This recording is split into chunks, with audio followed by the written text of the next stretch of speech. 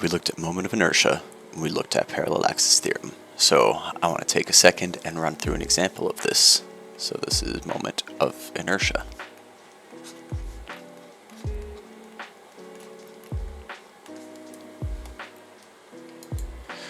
I'm going to actually just start with something kind of complicated. So let's have a bar like this. We'll give this thing a mass of 10 kilograms and a length of 4 meters. We will attach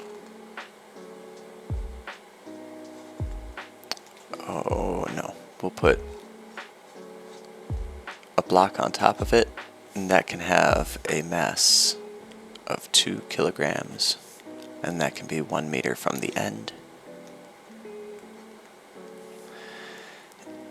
And we're going to put our axis right here, 1 meter from this end.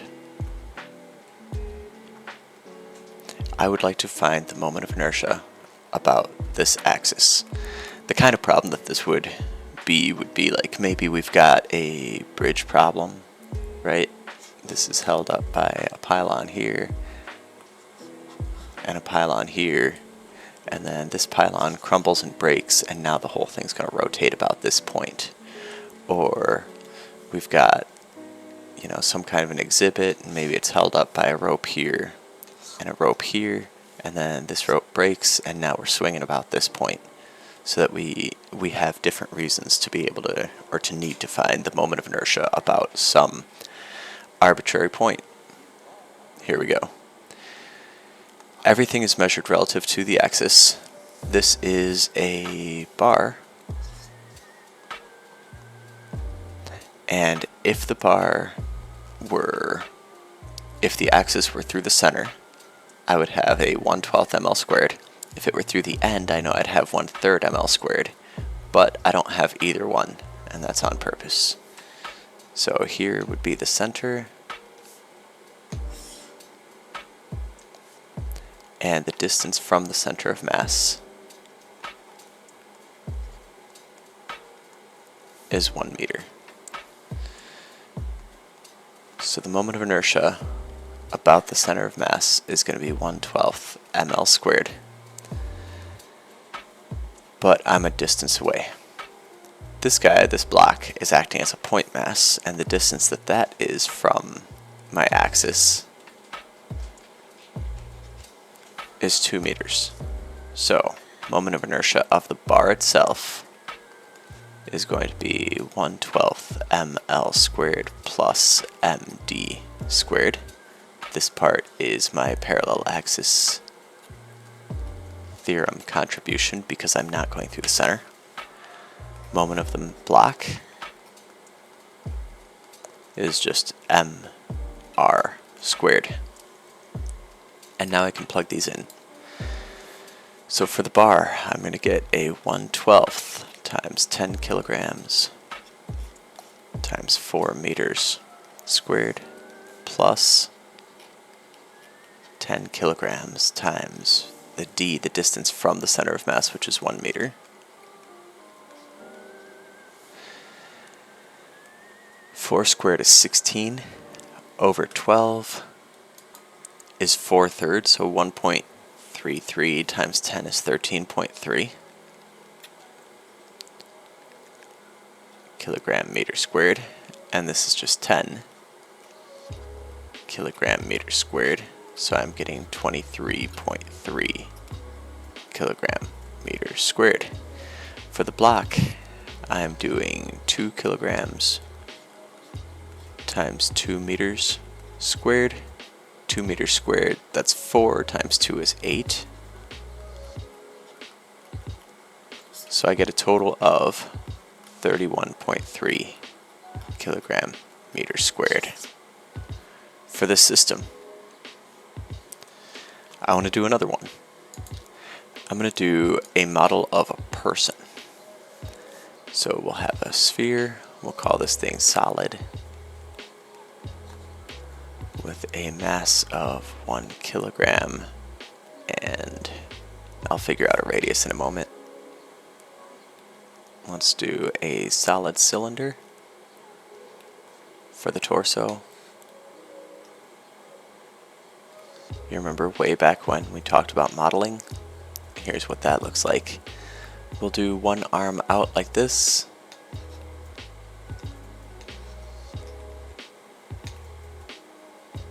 We'll have the torso be mass equals 4 kilograms. We'll have this arm be mass equals half a kilogram. We'll put the other one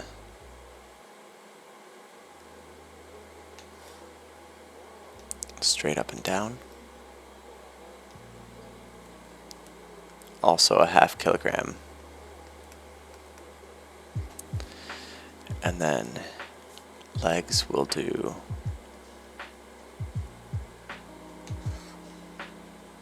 one this way. I feel like a leg is probably heavier than an arm. Let's make this thing 7.5. And we can put the other leg, well, we'll just put it right next to it. That's okay. I don't think we're going to lose anything with that. So we have a person. We need a couple of other dimensions. Let's make the head have a radius of, I don't know, 10 centimeters. We'll make the body, the torso, have a radius of 15 centimeters. This can be, so if that's 15 centimeters, maybe this is a meter. I don't know. In length and a width this way of 1 centimeter. We'll have the legs also be a meter with a radius here of 2 centimeters. And I think that's going to work out fine. Here we go. The head. And we're going to treat all of these as solid. The head. It's a solid sphere, so I know I'm looking at a gamma equals 2/5. Gamma mr squared is what I want for that guy. It is, I didn't write an axis, but let's say that this is a person who's going to spin about their center. It's like a setup for a figure skating problem, you know? They're going to spin about their center, so this is going through the center of mass. So that's enough for the head. The torso is a solid cylinder going right through. Gamma is going to be a half, so we're going to call this one a 2/5. Call this one a half mr squared.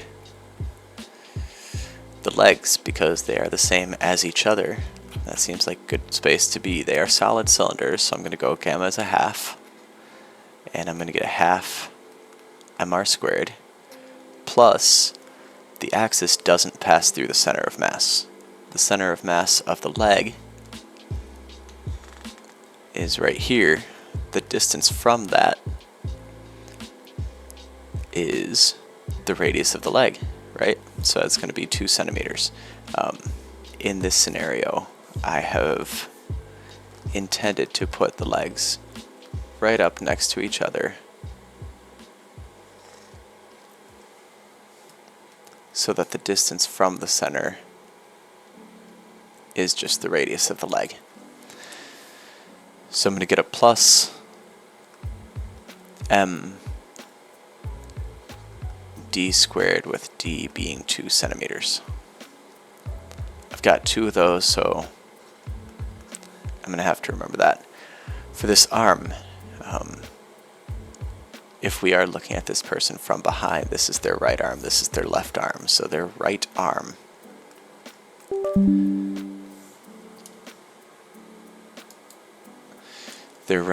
we are going to get, it's a cylinder, so I'm going to get a half. So I'm going to have a half mr squared. the axis is not passing through the center. Right? There's the center. So I'm going to need a plus md squared, and I need to figure out what that d is. I am the radius of a torso away. That is 15 centimeters. And then also the radius of the arm. So my d is going to be 16 centimeters. And then the left arm. Still a solid cylinder. Gamma is still going to be a half. I'm going to have a half. Nope. Back that up a second. This is a solid cylinder, but it's acting as a bar. I don't have the axis. What I mean by that, I don't have the axis passing through this way. I have the axis passing as though it's a bar. So the center of mass of that cylinder, of that bar, would be here. And I would have a gamma equals 1/12. This is a bar through its center. But, so I'm going to have a 1/12 ml squared. But I also have to take into account how far I've moved from that. I've moved half the length plus the radius of the arm. The length of the arm is 1 meter. So I'm going to have a plus md squared. My distance, I'm going to have a half meter from half the arm. And then I have the radius of the body. For a total of 65 centimeters. Let's put in these numbers and figure this out.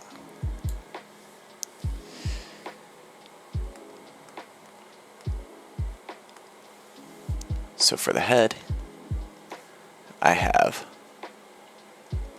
2/5 times the mass is 1 kilogram times the radius is 0.1 meters squared. I'll evaluate the numbers in a moment. I'm just going to write out all the formulas first. This one I'm going to have a half times the mass is 4 kilograms times the radius squared. This one, half, no, 2 times half the mass of the leg was 3/4 kilogram times r, which I said was 2 centimeters, plus 0.75 kilograms times the distance from the axis, and I said my distance was also 2 centimeters.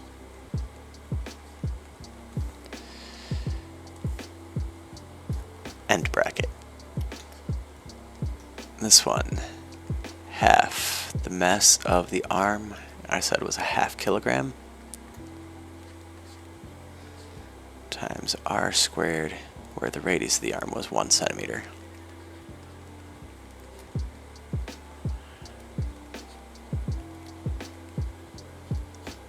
Half a kilogram times d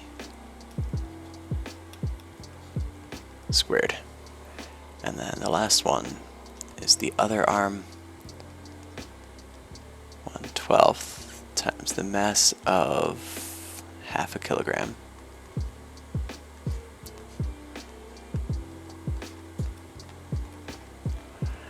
and then I need that md squared, so 0.5 kilograms times the distance, which I said was 65 centimeters. So those are all of them. Now I just need to plug in what those values are. So I'm going to do that. First one is 0.004 kilogram meter squared. Second one, 0.045 kilogram meter squared. Third one is 0.0009. That's with the 2 already included. Now the arm, 0.0128 kilogram meter squared. And then the last one is the other arm is 0.253 kilogram meter squared. When I add up all those pieces, what I get is 0.316